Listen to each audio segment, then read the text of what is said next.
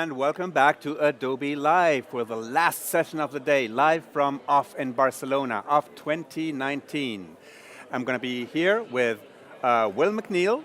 Hey, Hello. Will, how are you doing? Welcome Nice to to Adobe meet you. Live. Thank you very much. Will from the Mill. I am Will from the Mill, yes. Will from the Mill. And yeah, we're going to be exploring, the talent of Will in the next 30 minutes, and then we're going to do 2 portfolio reviews. Yeah. Yeah. Have you had a chance to look at them? Yes, Or I have. okay. Okay. Yeah. All right. Are they interesting? They are very interesting. They're very interesting. Perfect. So like I said, this is the last stream of day 2 here on Adobe Live from OFF in Barcelona. And yeah, and I can't wait to, to get to know you, Will. Yeah. All right. So, who are you? What do you do? Well, I work at the Mill as a CG design director, so I work in our motion graphics department. The Mill's a big company, but we have motion graphics departments in each of our offices around the world. How big is the Mill? It fluctuates between about 800 and 1,000 people worldwide. Well, that's big. Yeah. Yeah. And we're growing. We're adding another studio in Germany soon. But motion design within that, or motion graphics, is a relatively small department. We're about 20, 23 people in London at the time. And I look after the jobs in our department that have a kind of 3D side to them. So I'm called a CG design director. And that means a lot of things now. That's sort of 3D as we know it, like Cinema 4D, Houdini, but also things like coding, interactive, real-time apps, all that stuff. All those things need to be designed.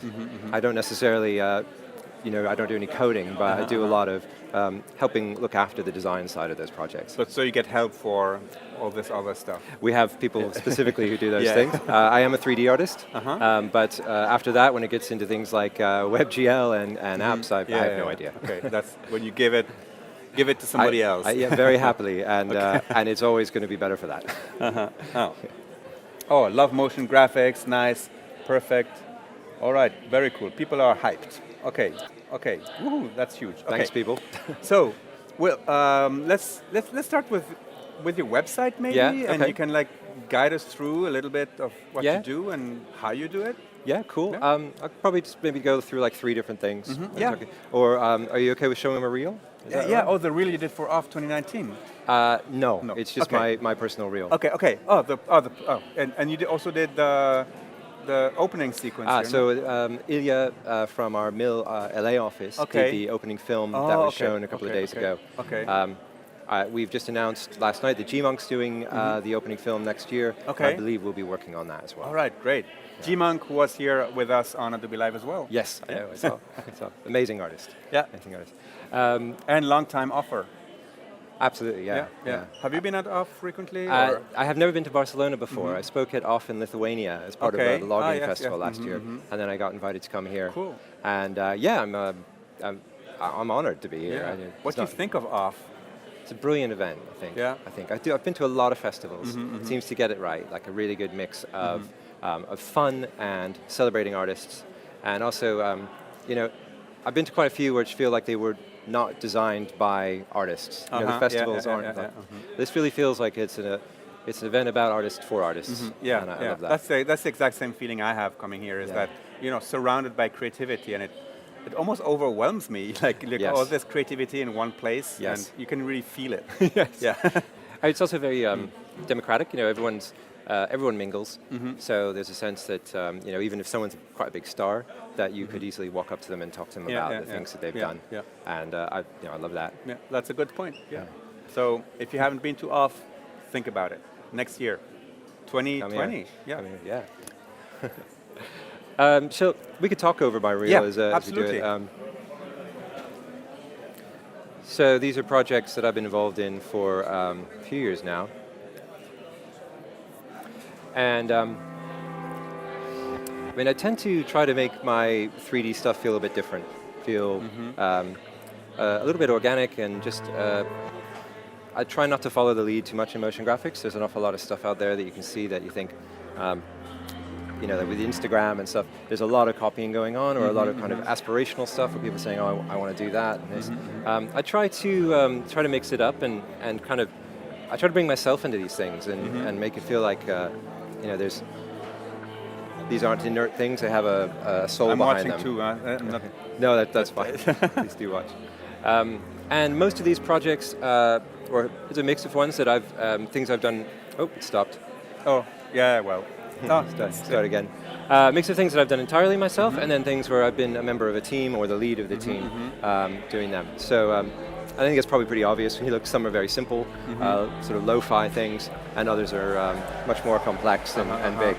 So yeah, and that's me, kind of what I'm into. The last few things on my reel, which I think are going to come up here in a moment, are things that I did when I first started. I used to work in motion design, freelancing for the BBC, and so I did a lot of natural history stuff.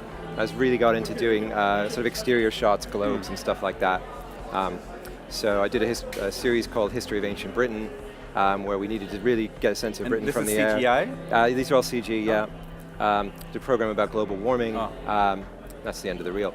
Okay. So yeah, that's kind of where I'm at. Yeah, what do you guys think, huh? I hope you like it. What a fantastic reel. Yeah. And Dunja is asking, where is the mill planning to open in Germany, if you can say? It is in the works. I think it's going to be. It will be in Berlin. Okay. And I think it probably there will be an opening within the year. And I have to be careful what I say. Yeah. No, but I don't want you to. Yeah, soon. Yeah, that's what we always say. Yeah. It's coming in 2019. Very soon. Yeah. Could be December. Yeah. And also the mill is started out doing film visual effects, and then became more involved in advertising. They closed down the film and the drama side for a while, but they're actually reopening Mill Film now in Adelaide, Australia, and in Montreal. Okay, so where does the mill originate from? It originates in London. Okay. Actually, I believe as a sound studio. Okay. Although we do no sound now, and then it was launched with some money that was loaned to the mill by the band U2. Okay. And then paid back. All right. And they very quickly they were innovating in things like they went tapeless right away. So if you know anything about visual effects, that was quite a big. Post-production, that was quite a big moment. And they've been very innovative in things like how we make car commercials, where we have a rig called the Blackbird that can stand in for a car, so we can easily replace it. We've just released something called Mill Mascot, which is a real-time puppetry system for creatures. Okay. Quite an innovative company, as well as I think a company that makes really cool stuff.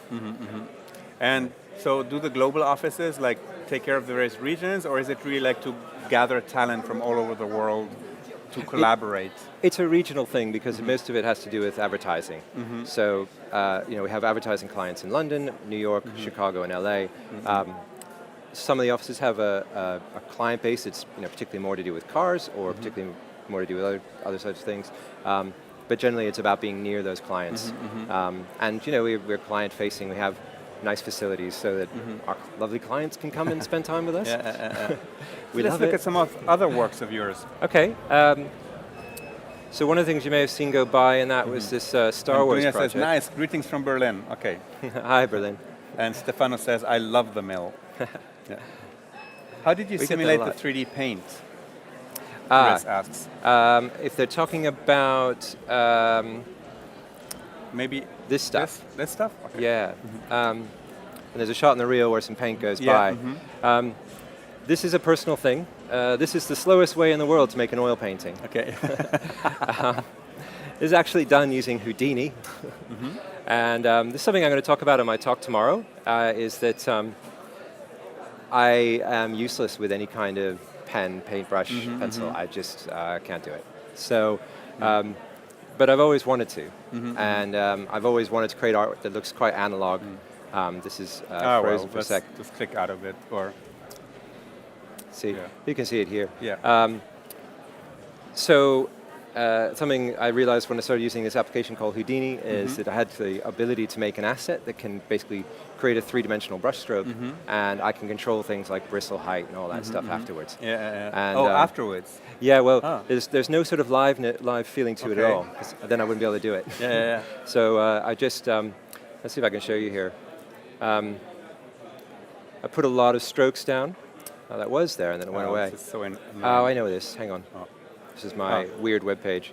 Put a huge amount of strokes down over an image, and then I have this these controls that I created in 3D, and that allows me to change like the bristle height and the count and all that stuff, and how sloppy it looks. The amount of paint. And yeah. Oh, wow. So if you go to my Instagram, you'll see kind of actually the process when I started this and how that went.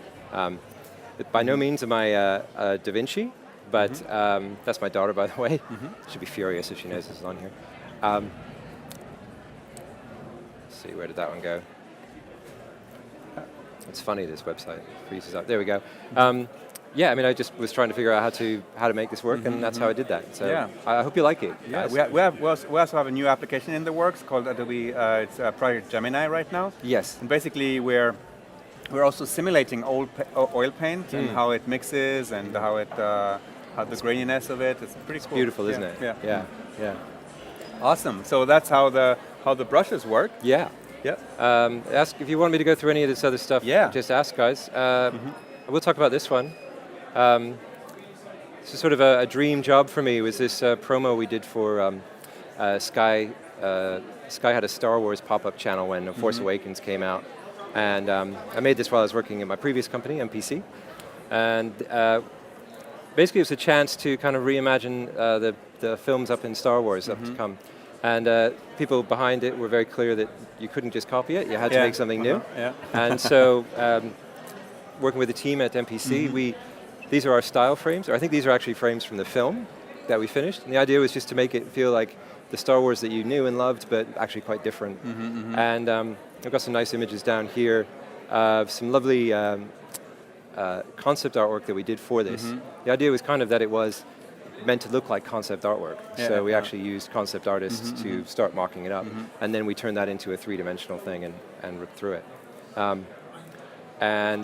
it was absolute joy to be working on something that you remember. I think Star Wars actually was one of the things I really got into as a kid because of the design.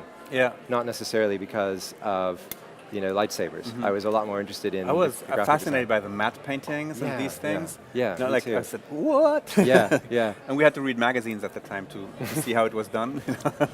I know. And of course, at that time when I was little, I couldn't really replicate anything because I didn't have access to computers. And these artists who were doing this stuff by hand were just, I was in awe of, but I couldn't come close to what they were doing. So that's that project.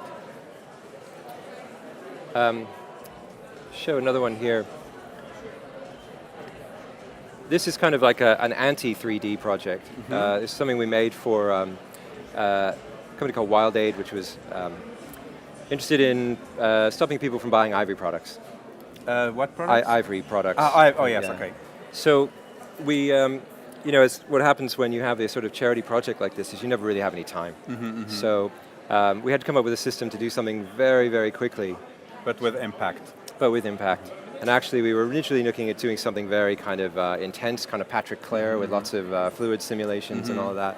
And in the end, we decided to do something that was really kind of simpler and a little bit more emotive, I think.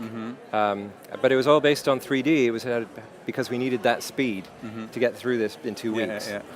So we, my colleague Matt Campbell and I, Matt drew up some of these frames. Then we did the 3D animation and then painted over on top of that. Let's see if this will play.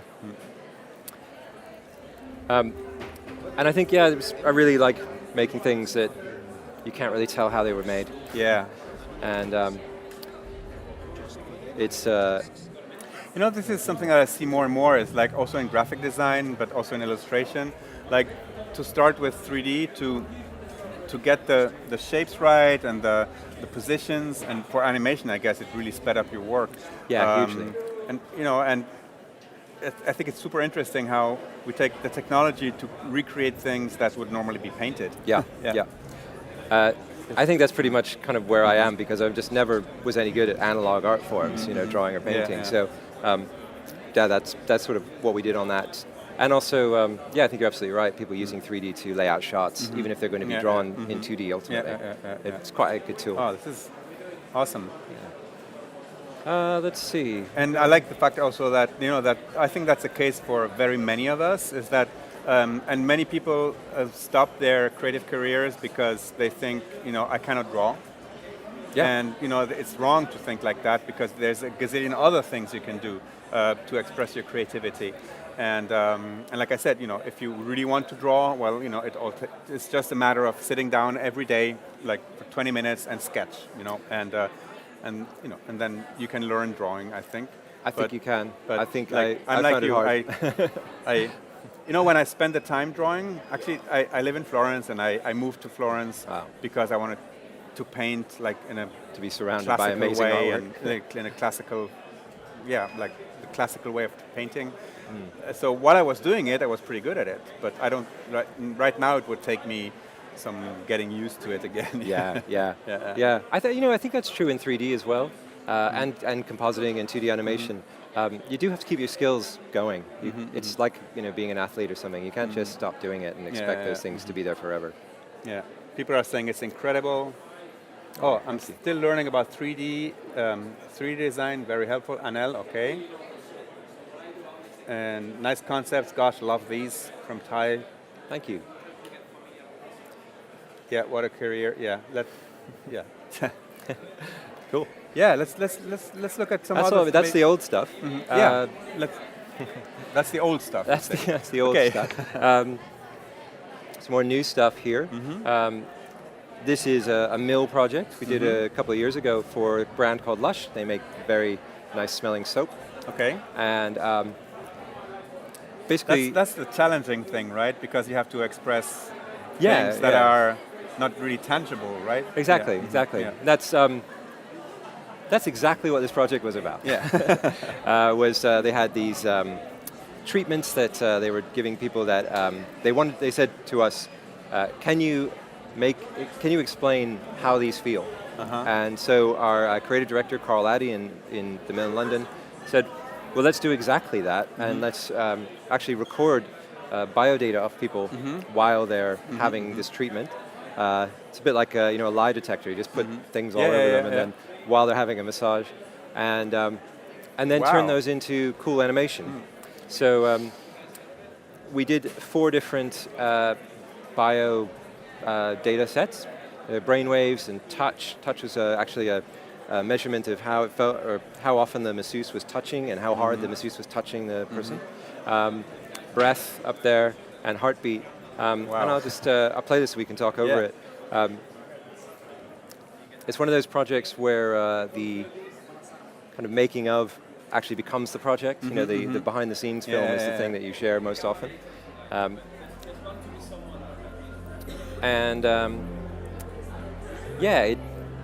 It was a fascinating job because we had to figure out quite quickly how to take this sort of scientific information and turn it into something pretty, and that was on brand for Lush.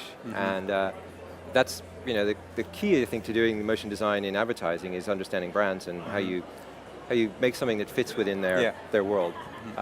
It's maybe not what you set out to do when you start, but when you end up doing it, it's a really important skill. So a lot of this is about taking things that look quite sciencey and then making them look like something that belongs to Lush.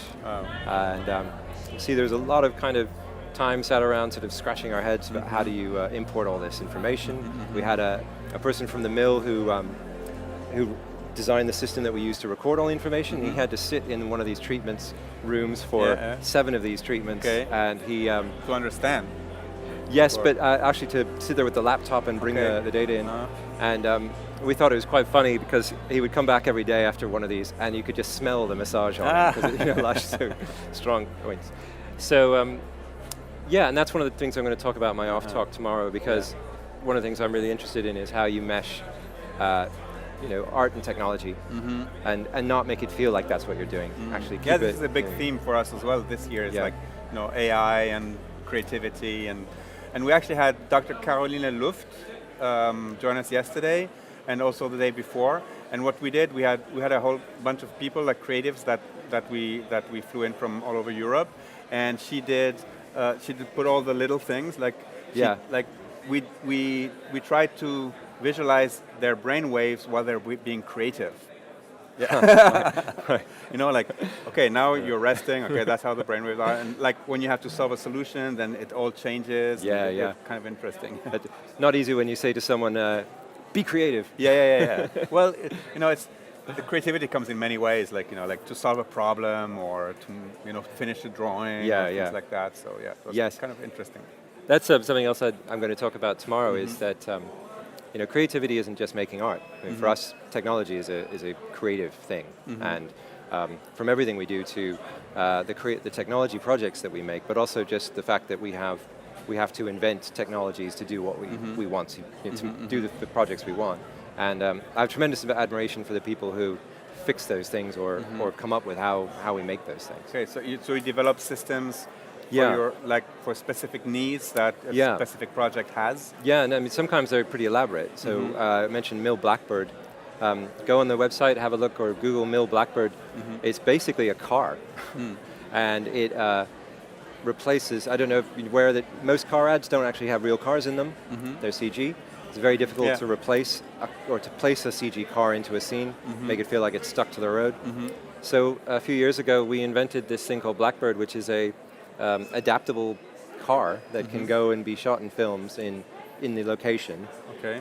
It has the right wheels on it, but everything else is just sensors. Yeah. And so it captures all the high dynamic range information, the movement, all that. Potholes. Absolutely, yeah. And makes it easier for us to do this. And also we've discovered now makes it much easier for car companies to visualize their products because they don't really want to put their new car on the road. Or they haven't actually made it yet. And we can take the model. Or they have these weird the painted covers, ones. like paints and stuff that hide the shape of the car. Yeah, the dazzle ones and all that. Yeah. You want to maybe show that? Let's see. What's this? Let's see. We can just open a new. Yeah, sorry, I'm just Command T. I don't know how to do this.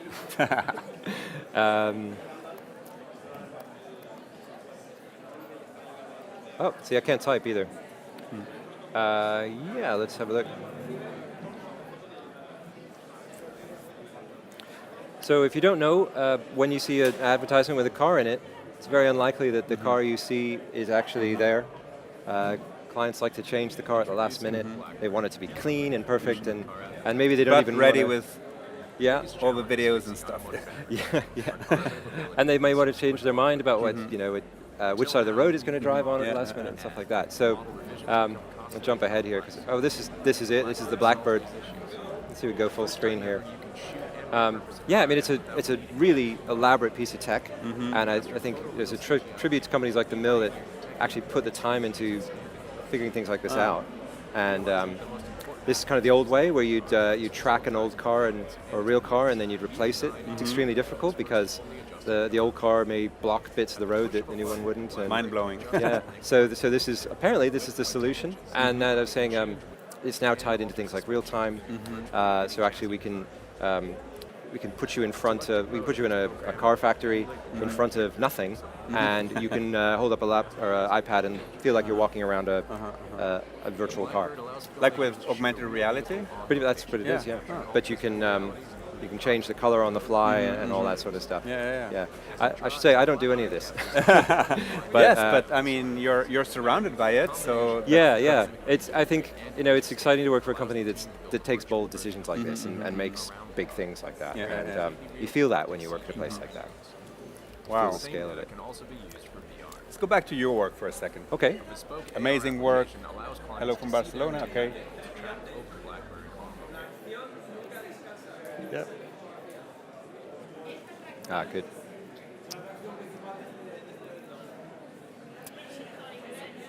We can go to, this is just where I stick random things.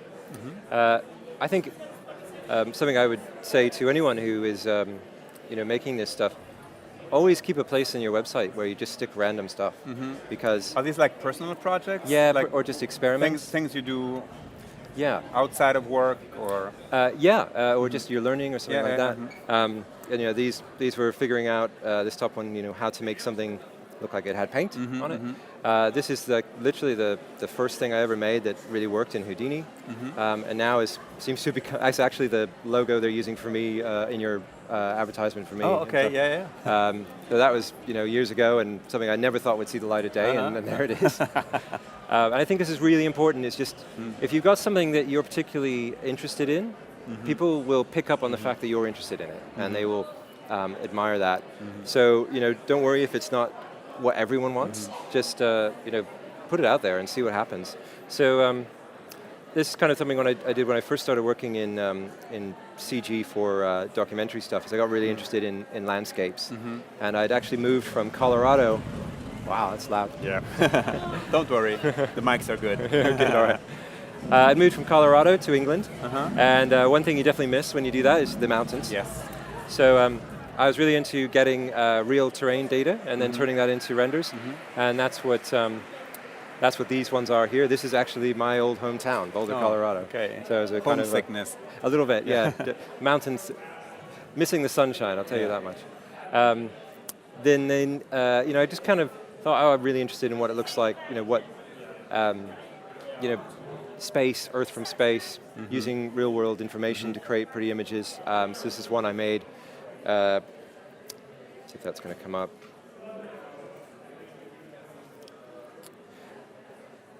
Which is Denmark from space. And if you look here carefully, you can actually see the bridge that goes across Denmark. And these are not matte paintings, these are 3D renders. This is actually animated, you can fly over it. These are the things that people will take and put the moon there and say, moon picture from the moon from the ISS. It's quite funny actually. It's not on my website, but one of the first ones of these I did was a version of the UK from space. And somehow it got onto this Reddit feed called Earth Porn, which is supposed to be for real images. Yeah. And then this, I missed all this, but this debate raged about whether it could be real. And I thought, well, that's interesting. I mean, it was meant to be kind of impressionistic. It was never meant to be real. And people were saying, oh, well, that's not, couldn't possibly be Earth. The atmosphere is all wrong. It wasn't meant to be real, guys. Yeah, I love these stories because it happens all the time. That that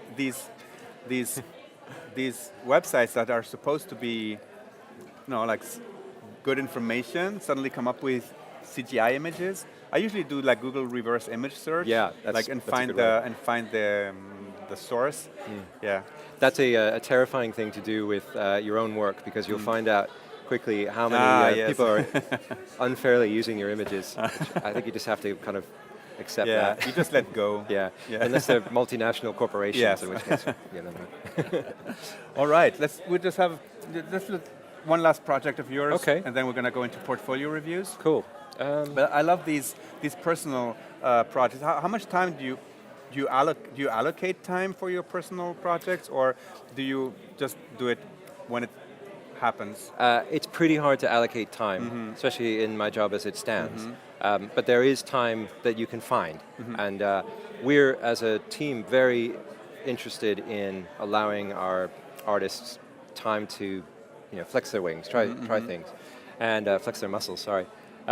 Because that's the next thing that they're going to possibly make. It's that bit of technology that they've stumbled upon or invented could easily become a project. And also that it's so important when you're doing this kind of abstract art form to just keep trying stuff, new stuff. And I think something like G-Monk says, just challenge yourself. Otherwise, what's the point, right? Right. And also, like, I think a lot of people feel pressure to put artwork on their website that feels like it would work as in a commercial project. But really what you find nowadays with things like Instagram and stuff is it's the more personal something is, actually the more value it has to a lot of people.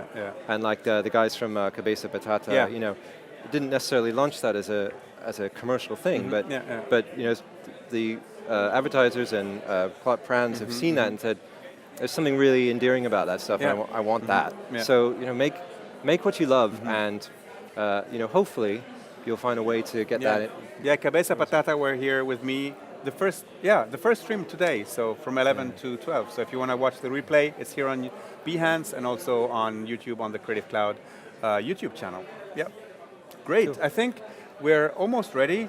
So one thing that, personal work is super important, and this is something that I always want to remind the audience here is like take time, and like you correctly said, you can make time. You have to make time for it. Don't wait for, a time opening or something. Like, it's important to work on personal projects and yeah, and develop a skill and a passion and a style. Yeah. And that's what's going to set you aside and make Yeah. people notice your work. Yeah. It's so cool that you work together also with Cabeza Patata. I don't work with them. I just I worked with Abel when he was with Abel when he was in London. In London as a freelance artist. Okay, yeah. He worked on that Star Wars thing. Okay, yeah. Absolutely fantastic guy. And it's great to see artist. them. Yeah, like with this new adventure. Yeah. 1 year old. I'm very excited for them. Yeah. I'm slightly terrified by them. They've been too successful too fast. All right, so I think we're ready for our first portfolio review with Samir. Samir is actually here with us in person. Samir, hello. Yeah. Nice to Hi. meet you. Nice to meet you. Hey, Hello. Samir. Nice to meet you. Come in the center Yeah. and Come. and show us your portfolio, and first of all, introduce yourself. So thank you for inviting me. I'm French.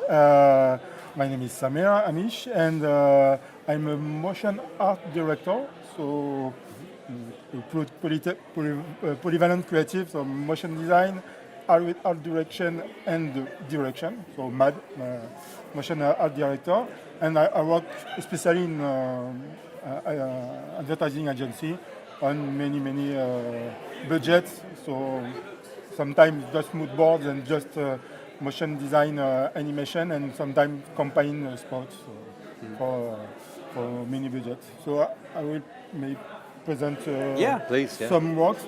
I begin by a personal project.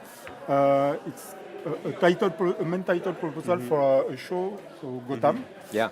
When the Fox announced the Gotham show with a friend, we have the invite to create something, a fun title with all the reference for Batman. So we shoot a personal title sequence. It's long. It's 2 minutes. We don't see all. We can let it run. Like you put it full screen if you want. Yeah. And we write and we create sometimes mini sequences for each character with many references to the story of Batman. And we shoot in the garage with our friends, and it's a weekend creative 2 days of shooting with a small camera, a Blackmagic Pocket, small camera, Cool. and we can try to have many mood sequences, color sequences, and trying to englobe the titles and englobe the show the show colors in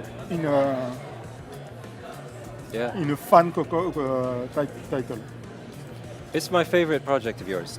Oh, I think looking at, I think there's lots of things that really stand out as being really good. I think you really understand the language of a title sequence.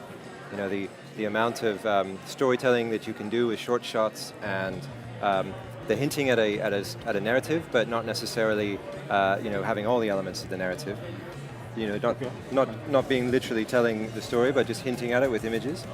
I love the way that you've used this idea of looking through a locker, and then it becomes a safe deposit box, I think. Yeah. And then a cupboard in a lab or something. I think that's really clever. We cut off with a small, small, and with You arms, broke into a safe deposit box. hard working, And I think the photography is lovely, and the color work is great. The typography is great. It's definitely my favorite thing on your project, on your piece. What I would say is, looking at your Behance page, bear in mind that sometimes people like me, who have to look at a lot of people's work, will have literally seconds to look at something.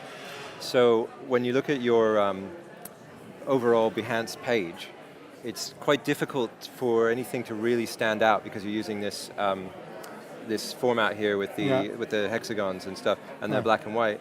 I'd suggest a layout where the best image just pops right up, and that convinces anyone looking at your page that they should stay.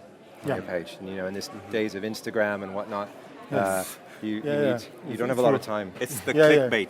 Yeah. And I think it's also very important to focus on exactly what you want to do. Yeah. Like, Yeah, I was gonna say that More too. precise, more concise. Yeah. So what is it what you really want to do? Is it direct these things? Yeah, yeah. The best for me, it's a creative director. Yeah. So Yeah. I can make images with the storytelling and the mood, in visual mood in my stories. Yeah. I really like this kind of director with a really creative and visual aspect of the work. I think it stands out as having a creative vision behind it, Okay. and which is great, and that's the most important thing. Yeah. I think if you're going to if you're positioning yourself as someone like that, is that Yes. you have something to say, you have ideas, and you're getting those across. That's absolutely the most important thing. And just as Rufus said, you want to make it really clear what you aspire to be. Yes. And I think that's another thing that I would say about your choice of projects here and your choice of layout. I'm not sure if there are layouts within Behance that might help this, but just there's no point in having things in there that are right up front if they're confusing. Yes. And a lot of your work is lovely, but it's different, and it's maybe not what you're after. Yeah. So you have this, great title sequence, and then next is this explainer Yes. video, Right. which is fine, but it's quite different. Yes. And really, probably someone who's interested in you as a titles director is not going to be interested in your Exactly, explainer video. Yeah. It's not easy to make the choice and to put off some more. The audience is large, and you agree. I have to choose and to To curate. Yes, Yeah, to to curate. curate, Yes. yeah. I The understand. curating, I understand the logic behind like creating a graphic that makes them all Like come it. together. Yeah. As as your work, as Samir's work. Yeah. But it's very hard to understand what are these things exactly. And I think especially in the videos, like in the Gotham reel, we had these very powerful colors as well. Yeah. And I think this is what should come out. Yeah. That's and missing the because you've gone black yeah. and white. Yeah. And you're reducing them here. Yes. yeah. It's true. It's really true. And It's I really know, good advice. I also know the fact that that you want to show as much as possible Yeah.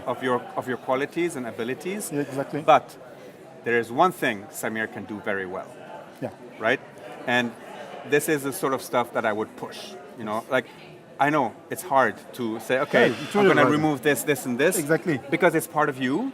But you need to make a decision and say, okay, this is what Samir wants to do. This, Yeah. this, and this. Even if it's 3 projects, but they're Yeah, so they're good. huge and, Yeah. and Yeah. more powerful than quantity. Quality than quantity. Is there another project that you would like to us to Yeah, see? maybe. It's an older project, but I like him. For me,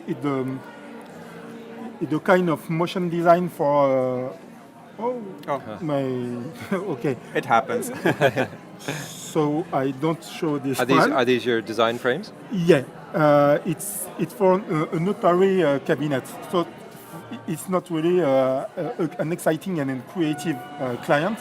So with a team of creative, we present all this notary thing and this boring thing with some of motion design with paper, some cut design with mix of 60s, 80s, Yeah. and many colors. And I really like this kind of what motion design permits.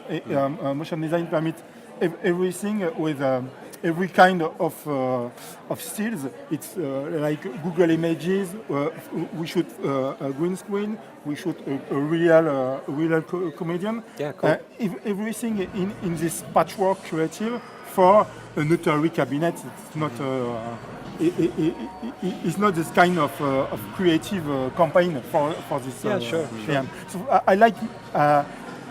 I do motion design for that, for mixing, compositing, and maybe bring creativity for clients that didn't know what creativity can be for us. And is this some typography design as well? Yeah, it's a campaign with four personages, and this character is Melinda, and with the aim of her name. It's nice. It's nice. We work in 4 art director and 2 motion motion designer to create this.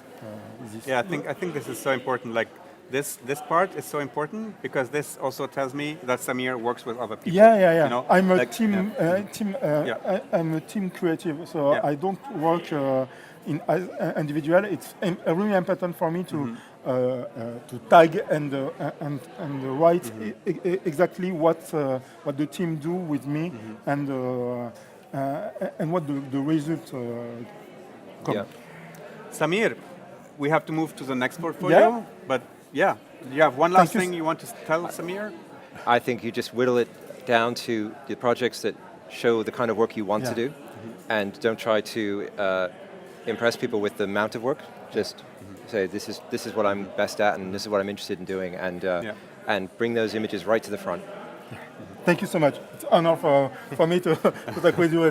Thank you for letting me discuss your work. I love your work. Okay. Thank you. Thank you so much. Thank you. Bye. Bye-bye, Have a Samir. great festival. All right, and now this is an online, and I know if Simon Boraski, Paris, France, Boraski, okay, Simon Boraski, alors, if Simon is in the chat, let's see. But yeah, so since this is online, we get to choose what to look at. Okay. Okay.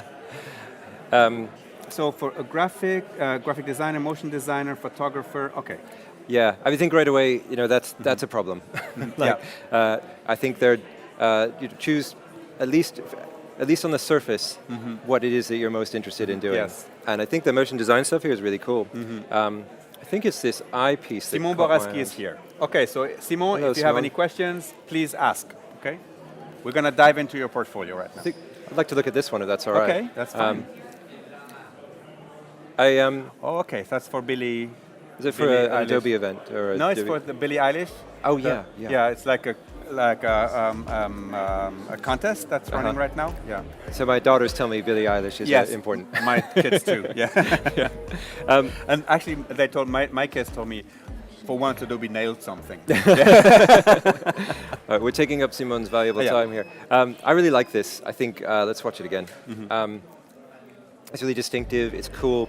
There's lots of different types of sort of motion design going on here. There's that kind of repetitive vector stuff, and then it's really nice stuff with color, and then some background treatments. I'm not really sure, how he's done that. There's even some stuff in there that looks like it might be like 3D kind of Voronoi kind of stuff, and it feels fresh, and it feels like it feels distinctive. And I think what I was saying to Samir, that show us you, put you in there.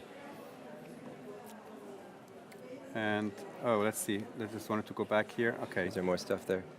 Yes, and that's like the advice that I give everybody is put more information. Yeah. Like Billie X Adobe contest doesn't mean a thing. Well, to me it does mean something because I know what it is. I didn't know what it was. Yeah. So basically, give description. What it is you wanted to achieve. Maybe also sometimes people also say what software they were using, but that's not super necessary. But like explain the concept. What is this? Yeah. What's the goal? What was the idea behind it? Yeah, and just to add more of yourself to it, just to sort of expand on, tell us the story of why you did it and the choices you made. Anything else that inspired you to click? I prefer the stuff that is, the motion design stuff. I guess that's probably because I am a motion designer. Absolutely. There was this interested me a lot, but again, I really didn't know what it was. Is this going to load up? Yeah. United Fall Girl Song. It seems like it's photography from either either a performance or something that's been set up specifically to be photographed. But it's interesting. It's really distinctive. I guess it's showing Simone as a photographer, but I'd like to know: did he art direct? Did he did he cast it? Did he choose the costumes? But I find the images striking, and I mean, I guess the theme for me is the weirder the better. Yeah, no, they're super images. And again, if we had a little bit of insight into what the idea is? Who is this girl? Who is the dancer? Who is, what's happening here? Is there an idea behind it? Is this part of a show? I like the projection behind it. That's kind of cool. Really cool. Yeah. So here is it's a very good example of I need more information. I need to know more. Absolutely. Yeah. Yeah. And I think that would just make it all the more interesting to look at as well. And you see, Simone, the thing that the first thing that we saw, of course, is like graphic designer, motion designer, and photographer. And like Will mentioned, it's super important to really focus on what it is you want to be found for or what you want to be hired for, because that's it. Maybe it's all three of these things, but if it's all three of these things, my advice is always separate them. Yeah. Okay, do one Simone graphic designer, one Simone photographer, and one Simone motion designer, because Will is not going to look for somebody that does everything. Okay, no. So here it's also difficult to understand which ones are motion, which ones are graphic design. Yeah. But I think there's some print design here, which looks really cool. Oh, there was this glitch project. The glitch project. Yeah, I think is it the one here with the glitchy. This one here? This one? Oh no, it's this one next to it here. Okay. Again, like I really liked it, but I just didn't know what the background was on it, and I really wanted to know because, everyone's doing glitchy stuff. Yeah. But I really like this idea of holding screens in front of your face, and the screens, it becomes a sort of digitization of your face. This could be all kinds of things. It could be editorial content about social media or about how your what happens to your personality in the digital age or something. I just I would love to know. Surely there's what an that is. idea behind here. And exactly. And you can never go wrong with Space Invaders in my book. In fact, there's a great artist, Invader from France, from Paris, I think, who puts mosaics, street art of Space Invaders. But yeah, Simone, I really like this. I think the choices made in here are really cool. I would just love to know what this is, and I'd love to see it move too. I think that would be really fascinating. See like a person's face taken over with this glitchy. Yeah, even if it's just a behind the scenes video or something like that, how the picture was taken, and just a little bit of motion because you're interested in motion design. Like take your photography skills into the motion world and make it move, like even if it's only a 5-second GIF, Movement's really interesting because we now basically make things that used to be still move. All the time, and so even GIFs. So Simone says yes, he did that on his Instagram, just separating the things. Great. But so Instagram is a very good discovery tool. I agree. But when I'm looking for talent, I very frequently use Behance, and I specifically look for specific tags, like motion design or graphic design or illustration, and then when I see a mix of these things, I usually jump to the next portfolio because it's not focused. Right. Yeah. That's I think that's something that I do every now and then on my Instagram feed is just delete things. Just, that's confusing, and you just want that front page to say here I am. And I'm sorry you're not here to talk about your work, Simone, but I really like those projects. I really like those things, and the stills design's really cool too. And I would say again, just like we said with Samir, think about what happens when someone lands on this for the first time, and have them see the best work right at the top, your favorite things. Don't leave it to them to dig through your stuff because some people just won't have time. And yes, and anything that doesn't represent you fully, that doesn't represent what you want to do, shouldn't be there. But probably not. Probably not. Great. Yeah. And thank you, Simone, for the chance to look at your work. Thank you for sharing your portfolio. I hope the feedback was interesting and useful for you. And I always admire people who submit their portfolios because it's you're really sticking your neck out. You never know, But that's great stuff. Thank you, Simone. Thank you, Samir. He's left already. And he's watching Man vs. Machine now. Thank you, Will. I mean, for the quick tour of your work and the cool stuff you're doing at the Mill. Thank you. Thanks for having me. Thank you so much. Cheers, Rufus. Bye-bye. Oh, Bye-bye. no, don't stay tuned because we're done here. Well, you actually can stay tuned because the programming will continue from San Francisco in about half an hour. But we will be back tomorrow from OFF 2019 at 11 sharp. All right? So see you, and thank you, Will. Cheers, my pleasure. Bye-bye.